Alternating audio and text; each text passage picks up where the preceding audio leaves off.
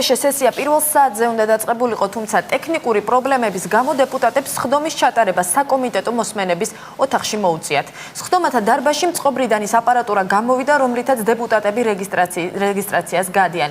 ამ დროისთვის ტექნიკური ხარვეზი აღმოფხრილია და საკანონმდებლო ორგანოში მუშაობა ჩვეულ რეჟიმში მიმდინარეობს. კარგად გამართული შენობა რომ არის და ყველაფერი თავის ადგილას და წესრიგში რომ არის, იმიტომ ხდება ეგ ამბები. გაითიშა სისტემა, აღარ მუშაობს პარლამენტი ნორმალურ რეჟიმში და ახლა გვიწევს ალტერნატიული ოთახების ძებნა იმისთვის, რომ სხდომა ჩატარდეს. არაუშავს ცოტა ხანი გავიჭირებთ, მაგრამ როგორ არ გავავლოთ პარალელი დანარჩენ ქვეყანაში არსებულ ვითარებასთან, ოდნავ კომიკური ვითარება შეექმნა, რა თქმა უნდა, რაღაც შეიძლება სისხლად დაგვრჩენია ზეწრები შემოვიკრათ და რაღაც რომის სენაც დავემსგავსოთ ეს ხუმრობით რა თქმა უნდა. სხდომების დარბაზში ელექტრონული ტექნიკა დროებით წყობრიდან გამოვიდა, სანამ მოხდება მისი შეკეთება, ჩვენ გადავწყვიტეთ მუშაობა გავაგრძელოთ სხვა გარემოში, სხვა დარბაზში. ამის თაობაზე იყო კონსულტაციები პოლიტიკურ დონეზეც და ტექნიკური იურიდიულ დონეზეც.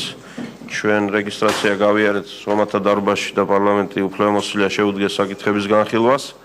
განხილვა შედგება ამ ოთახში, რომელშიც კომიტეტები მუშაობენ და ადაპტირებულია ამ საქმიანობისთვის. ამასთანავე კენჭის ხრევისთვის ჩვენ ალბათ ისევ გადავინაცვლებთ ჩვეულ დარბაზში. ამ დროისთვის სისტემა თუ არ იქნება გამართული, კენჭის ხრევა ჩატარდება სხვა უფრო ტრადიციული და ზოგჯერ უფრო საიმედო